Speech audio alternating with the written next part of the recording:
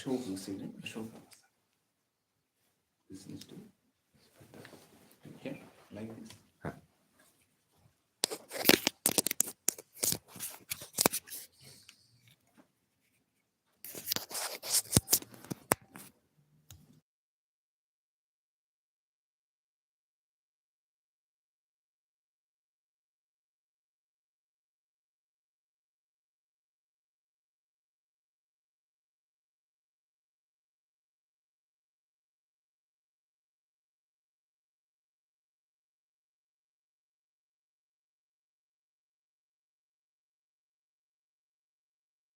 Tell me when to start.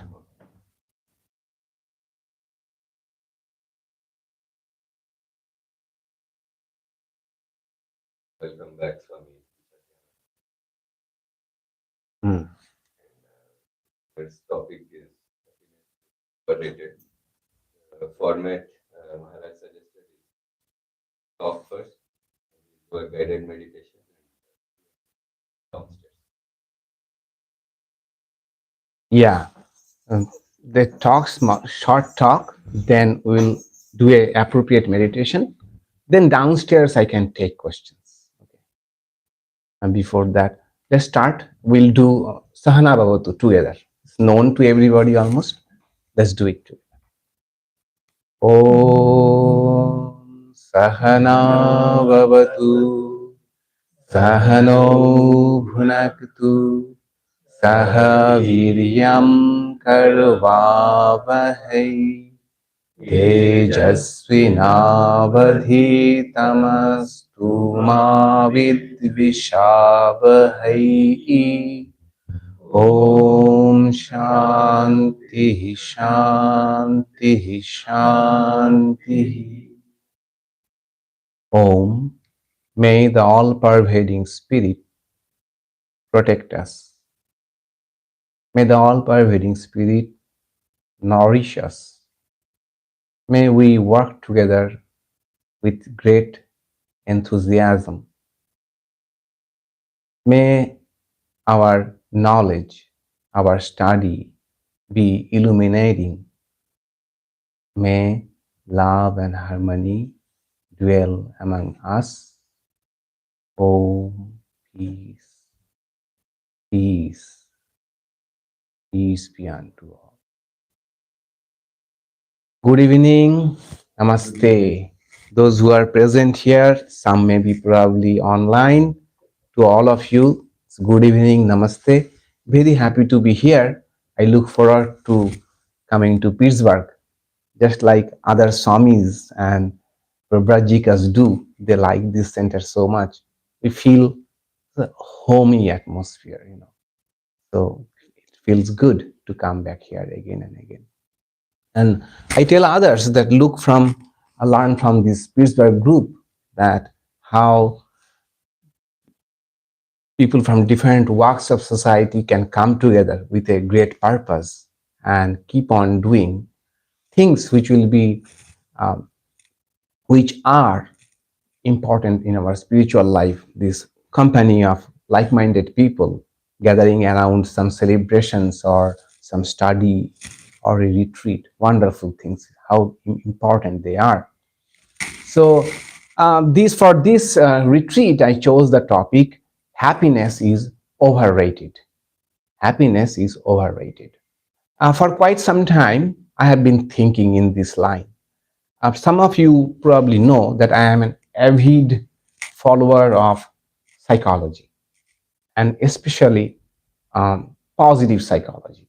I read every article, every scientific American article, and scientific papers, books on happiness and positive psychology and the art of flourishing, all of this, art of well-being. And I like them. But I also started feeling that these research and all these happiness research are good in themselves, but it has also an unintended consequences that when we read all of these things, we feel like We need to be happy. We are not happy enough. People are probably around so much of happy. I am not probably happy enough. I am not doing enough. I am not probably earning enough. I am not probably good enough. I have to do, chase, pursue happiness. I see there is a trap in that. And you probably also know that one of the biggest industries now is the wellness industry. Wellness. So they promise you happiness, well-being, health, and most of them are actually do not work. Recently, it came last month. It came a book came. An Atlantic journalist, Tammy Larkoras, probably her name, I forgot, but the book was um, How to Be Well. How to Be Well. So navigating our wellness, this epidemic, wellness epidemic. Everybody is trying to be happier, healthier, good. And so what she did during the pandemic, she took all the courses, all the programs one by one at a time to see how much effective they are. And ultimately, she wrote the book, and the conclusion of the book is things that really made me happy are those which are free. For example, breathing. Pranayama. Breathing, actually, whatever courses, programs, high sounding names, ultimately, what really worked was as simple as breathing. That is helped her the most. The point I'm trying to make is because of the social media and other things around us, we are given to understand that we are not happy enough. We have to strive for more and more happiness. And in that pursuit, probably we are losing happiness in the pursuit of becoming more happy. That's why I try to think about this scenario, a thought experiment. Imagine you are living in a house which is 4 feet by 9 feet. A house, I'm not talking about a room, a house 4 feet by 9 feet. And that is the only room you have. And that is your living room, that's your bedroom, that's your kitchen, that's your pantry. You keep all the stuff there, you cook there, you don't have a bed, you sleep on the floor. If anyone else comes, you also accommodate them in that 4 by 9 room. You have to wake up at 4 a.m. in the morning, no matter it's raining or it's winter, you have to. Why? Because that is the only time you can take a shower in the river flowing by. That is the only time you can answer nature's call. Moreover, your whole point in living in this room is to serve your husband. You have come all the way to be with your husband. And rarely you get to see your husband. And not only that, amidst all of this work, suddenly someone will come and demand, I will eat today this menu. I would love to eat this. So that you can hear, the point is, prepare that for me. Imagine yourself in such a situation. How many of us could even survive? Is it a livable condition, living condition? We would say no, not at all. Not at all. I am sure you have understood by this time what I am referring to, right? Holy Mother Sarada Devi's life. And many people have also asked me in the West, in America, that, Sri Ramakrishna did not treat Holy Mother well. How could he accommodate her in such a living condition? I said, yes, the reason is We equate happiness with so many factors, and these are not matching. The boxes are not matching. We are not able to give tick for any of the boxes we think we need to be happy. So we are thinking from our standpoint that Holy Mother was in a very bad condition, a very dismal condition. But let us hear from Holy Mother what she says, what the subjective experience is. What did she say? What did she say? As if a picture of bliss was always placed in my heart. A picture of bliss was as if always in my heart. Talking about that period of the time, she says, what a wonderful days were, as if a picture of bliss. So my question is this bliss she is referring to, is happiness the way we understand happiness? Are they matching? No. No psychology research will conclude that these are conditions for happiness. If you look at the World Happiness Report and other reports, none of the conditions will satisfy to be happy. Still, someone is saying, as if a picture of bliss was always placed in my heart. So, it is definitely not happiness she is talking about. This bliss is not happiness. Happiness, the way we understand is there should be a goal. I should do something to get there. If I arrive there, then I am happy. Whether it is getting something, a thing, a position, a promotion, a popularity, or take whatever. We need something, we find it, we are happy. But look at Holy Mother. What she found? Nothing as such. The way we understand to be happy. But still she is saying a bliss. My condition is this bliss she is referring to is not happiness. It is far more fundamental. This is contentment. Santoshaha. Santoshaha. Santoshaha is a great virtue, but it's a non-glamorous virtue. Non-glamorous. If we tell others, what are you practicing? Contentment. So down.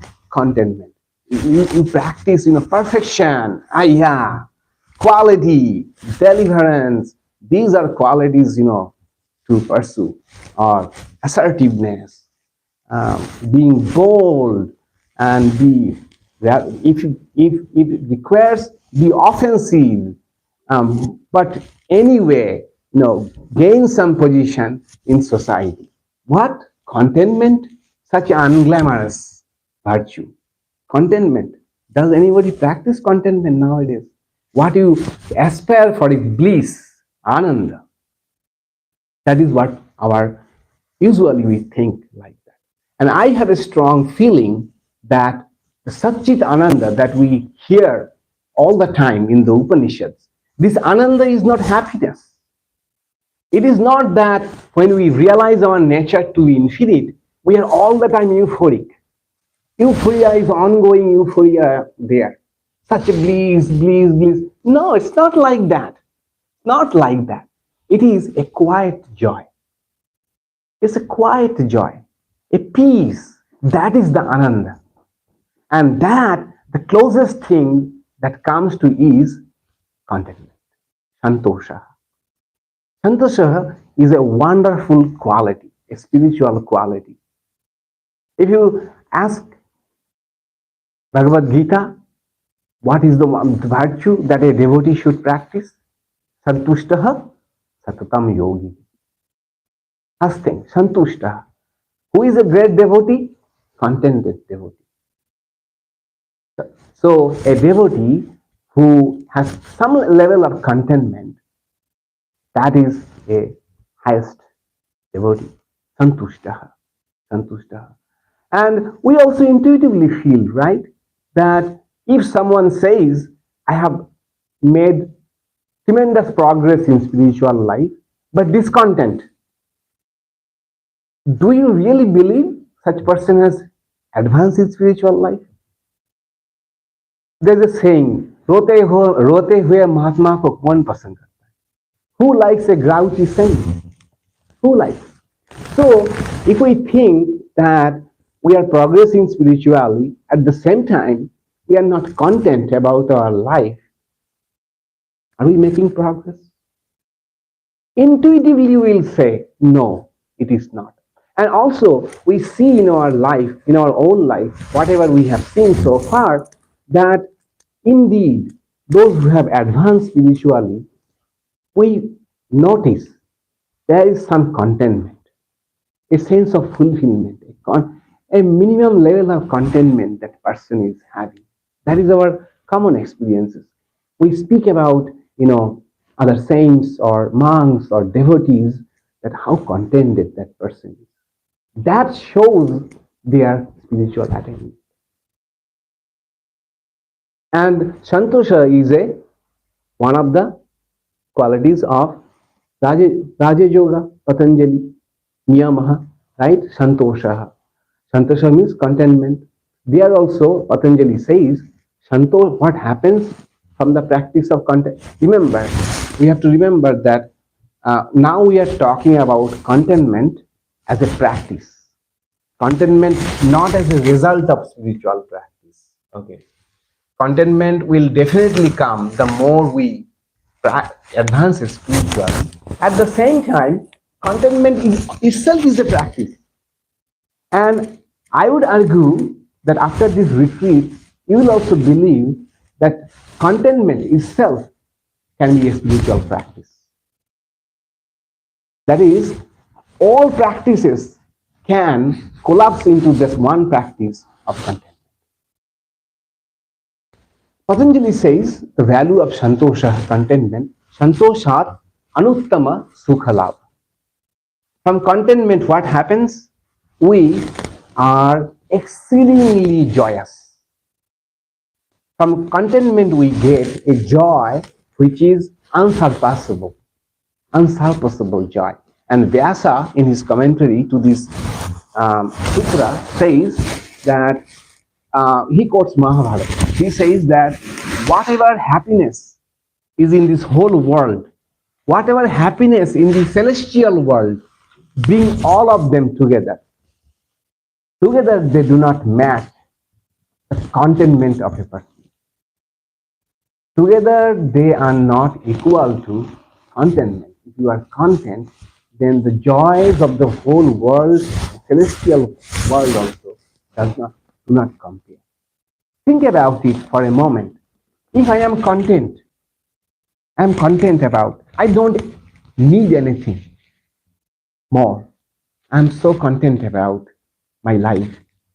Then what happiness could be more than that? Theoretically, right? Even rationally, if we think about that, if I feel I am enough, I have enough, I am enough, the situation where I am in is enough, then what is left? What's left then? Nothing more to gain. That's why Patanjali says, Santoshat Anuttama Sukhala.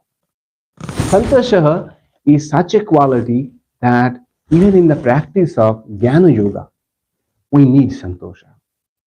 Do you know where it comes, Santosha? Quiz. Yes.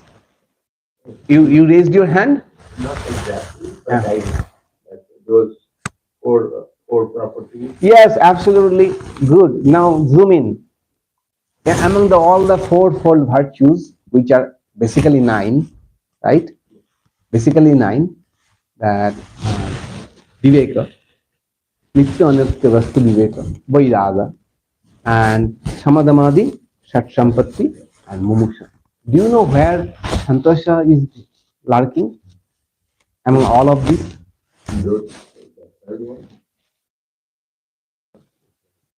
Uparati. And he is much more spot on. He is much more spot on. but he gave it some, larger map. So both together, 50 you, No, no, you can. 50 you. Yeah. So Uparati means Uparati means withdrawal from the world, not in the sense of that I am done with the world, or I don't like the world, not in that way. Uparati means a sense of enough, a sense of enoughness, and now I am aspiring to know my highest nature, true nature. And because it is absent, I see so many problems in the path of Jnana. All the questions, all the queries and doubts and confusions about Jnana Yoga, never ending questions, all because the lack of the fourfold disciplines and specifically the lack of contentment. We are trying to, skip elementary school altogether. Why go for sadhana chatushtay? Because it is so glamorous to go for the vichara, right?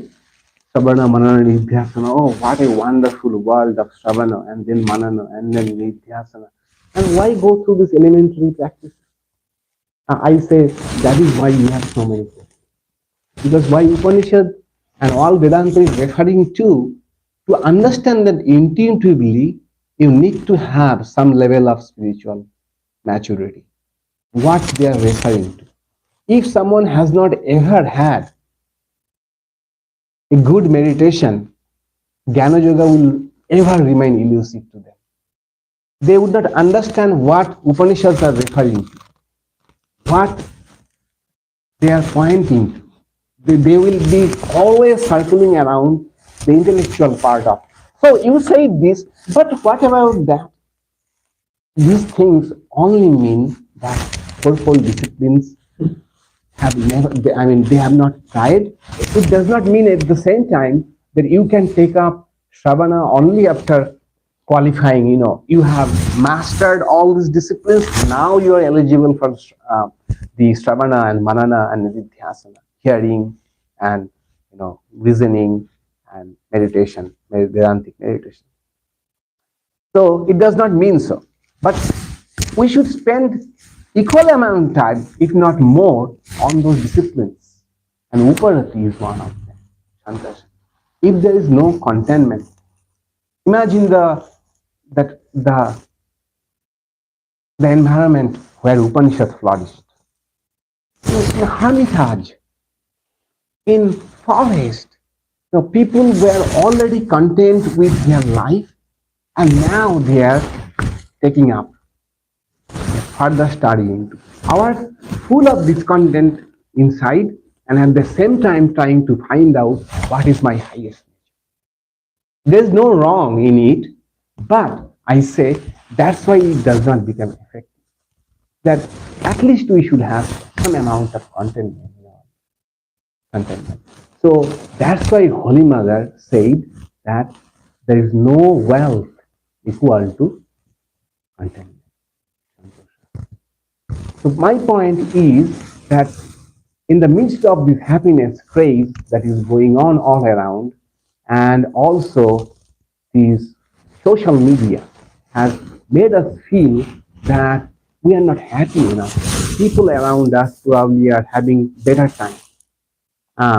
And they are like you got stuck in a traffic, to kill time you open your Facebook, you see your friend is having a wonderful vacation in Costa Rica, and you think, what a life. He's in Costa Rica and I have gotten stuck in traffic. So he is really having happiness. And then someone will post that their kids have got Olympiad medals, and you will be thinking, oh, their kid is so brilliant. Mine one struggling to do homework, So I am not happy enough. I have to be happier. I have to do happier.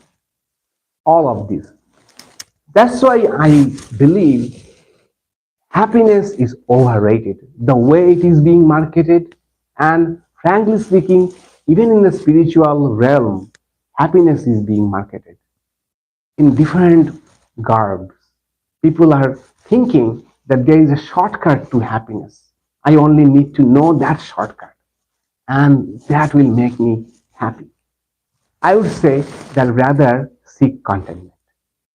Contentment is something, it does not require, we shall see during the course of the retreat that contentment is something for which we don't have to do anything. We have to just think little clearly.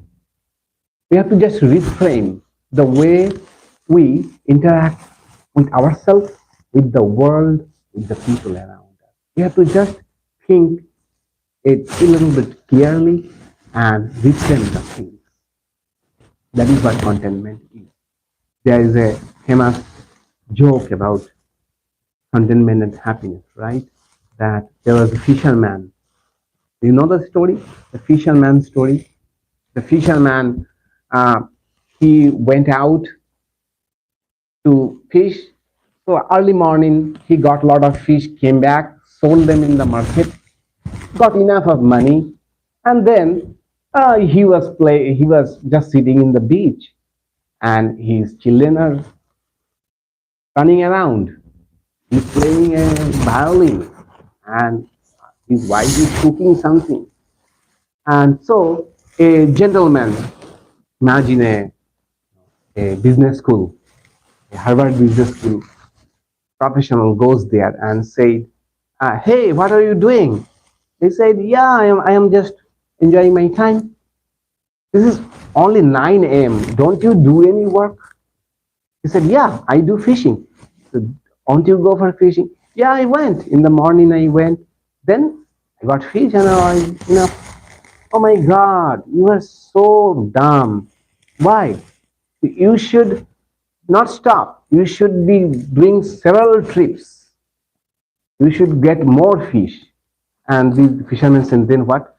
Then you bring more fish, then sell to the market, then get more money, then be happy.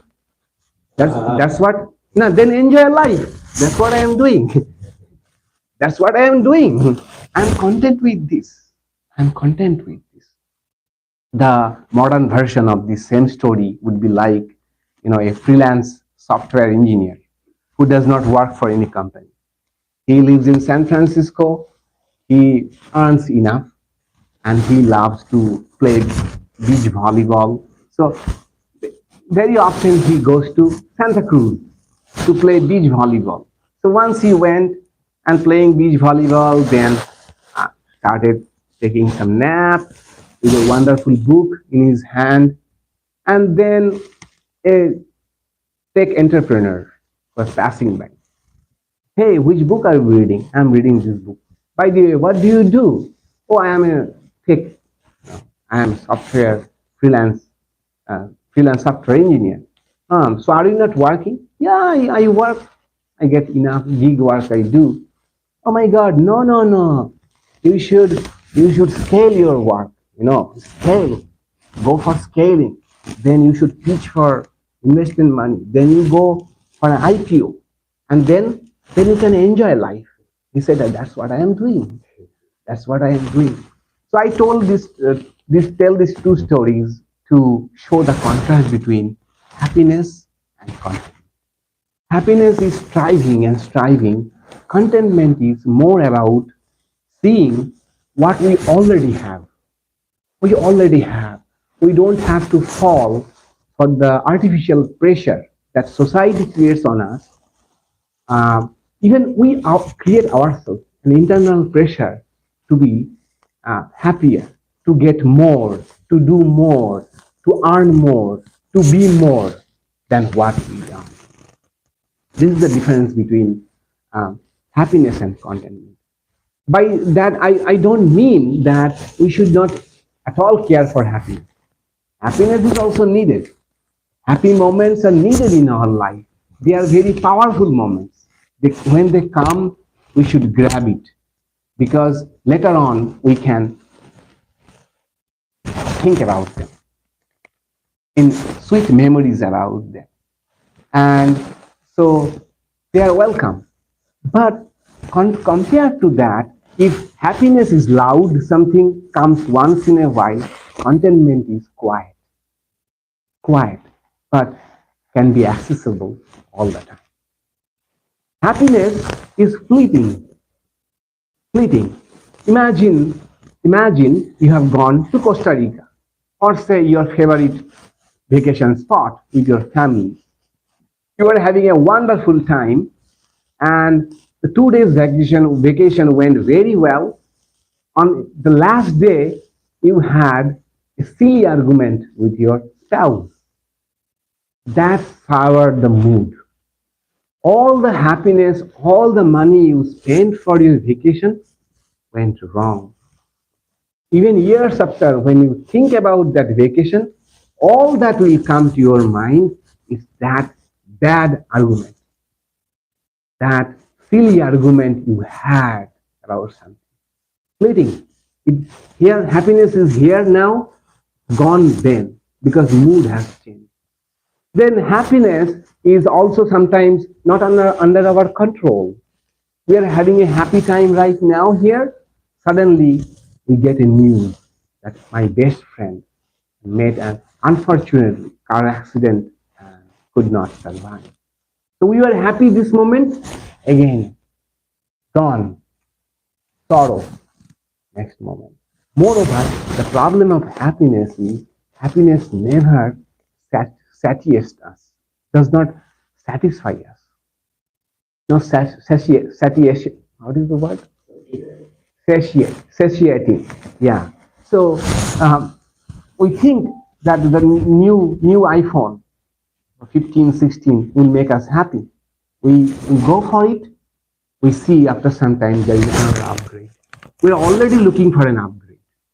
Okay, we move to a larger house, 3 bedroom house. Now we think, no, we should probably get 4 bedroom house. Better back here. All of so it goes on. Whatever is happiness is like like a horizon. We chase it, and then it seems it has receded. Because the law is this, that whatever we get as reward of happiness, what we think will make us happy, once we get them, after 3 months, we get used to it. It has become normal. Then we need something more to be happy. Compared to that, contentment is much more secure. Contentment is much more secure. It is not as powerful as happiness, not as memorable as happiness, but it is always there. Always there. Contentment, we can be content under all the circumstances. It is a joy, quiet joy. So, uh, happiness is like driving your car in high. And I remember I saw on 1st January this year when I was driving to San Francisco, drive high, get a DUI. So I thought this can be applied to happiness. Happiness we always compare with high. Being high on something. Got something, something loud, something noisy, something we can flaunt about, we can talk about, and contentment is, and as I said, unglamorous something, just hiding there, just there, but comfort. So happiness, if you compare, maybe it's the power blazer you have, which with which you gave your best career speech. That power blazer always reminds you that, you gave a wonderful speech in front of so many employees. That is happiness. And contentment is like your 10-year-old sweatshirt. Cozy. If it requires a change, I love it. Comfort. I don't have to show others, but I feel the comfort. Yeah, I don't have to show it to others, but I know how comfortable it is. If happiness is like your, $2,000 high heel, which has Instagram worthy heel shoes you wear once in a while to show how happy we are. And contentment is like your Skechers slippers. It is always there, and even it is tattering till I enjoy. It is there, comfort, cozy. This is the true difference.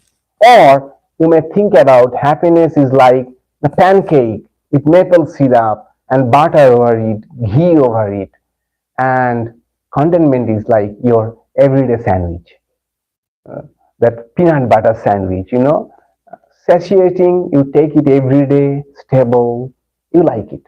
You cannot take pancake every day with maple syrup and cheese, but sandwich is your go-to meal. That is what contentment is.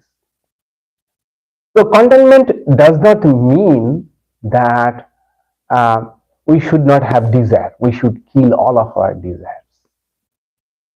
We should not have any desire or any aspiration. No, it is also not like that. It means before we seek or crave or chase new things or try to be happy about things, should we not stop, pause, and ask the question that have I ever noticed how many things I have been given? Contentment is this, pausing and taking a moment to appreciate what I have already got. We don't do that. We don't do that, how much we have got. And frankly speaking, whosoever sitting here, probably most of us, if we go to in time machine 30 years, 40 years back, and we are asked, imagine your dream life, we shall see that most of us are living better than our dream life. Still, we are not content about our life. Still, we are striving for more. Contentment is this stopping, pausing, and take a look that how much we have already been given, and we are not even noticing. It does not mean we have to stop, we have to kill all of our desires, or we should not strive. But before striving, also, is it not also necessary to pause and ask and to see, take a stock that yes, it is almost like without checking your refrigerator, going daily to the grocery store for purchasing new things. I am not even opening my refrigerator to see already what I already have got.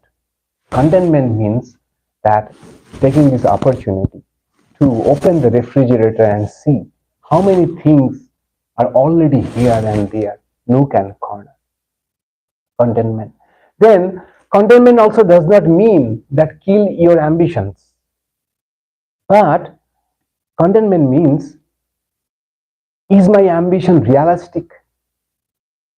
Is the ambition that I am having in front of me, is it realistic or not? Or I am aspiring for something very unrealistic? That is also a uh, effect of contentment.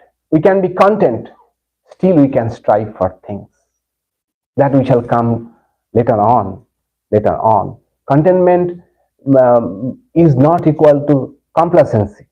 Contentment means I am complacent. I don't want to change myself. I don't want to improve. I don't want to grow, or I don't want to, aspire for higher things. No, one can be content at the same time. One can aspire for all of these things. We shall see later on in the retreat how is it possible.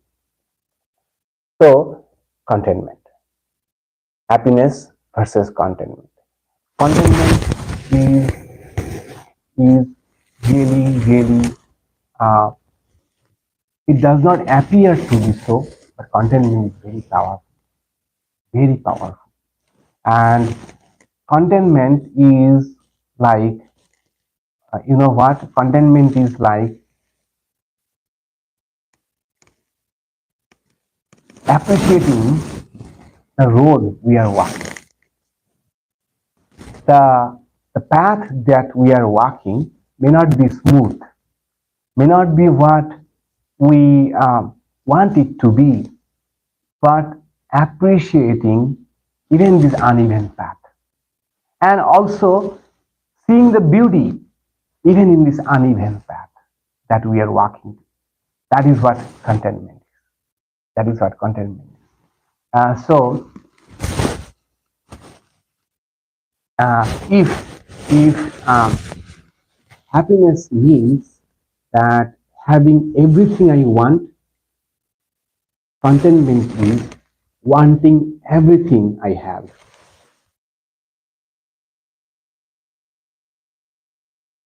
Happiness is having everything I want. Contentment is wanting everything I have. What I already have, I want them. I want them only. That is what contentment. The contentment that Patanjali is speaking about, the contentment Gita is speaking about, the contentment Holy Mother is speaking about. So how do we do that? How do we become content then? That unfortunately the scriptures do not give us any clue. Scriptures always say, be happy, santushta, santushta satatam yogi, try to be content, or santushta practice as a niyama. But what it looks like in practice, we don't get much help from the scriptures. And it is expected. Scriptures do not break down everything for us. We have to break it down. We have to find it out. And that is what I shall do in the next two sessions. We shall try to find out what could be a definition of contentment, which we easily can relate to, and how we can move more towards contentment. And as I said you, contentment does not require anything. It just requires us to uh, reframe or shift our thinking and moving more towards clarity of thinking. That we shall see in the next two sessions. To give a hint about it, we shall take up the simple dictionary definition of contentment. The dictionary definition, Webster definition of contentment is uh, satisfaction with what you have, the situation you are in, and who you are. So making peace with what we have, the situation we are in, life situation, and the person I am. Can I make peace with that? That is what contentment is. How can we do that? We shall see in our two next sessions. Okay. I know probably I have raised some questions. I will be happy to answer them, but my plan is to answer them downstairs. Before that, I will do a guided meditation on contentment. Okay, with contentment. So this is being live streamed. I don't want the guided meditation to be live streamed. Yeah, you can turn it. Yeah. Those who are present, they should get something extra, right? That is free, and this is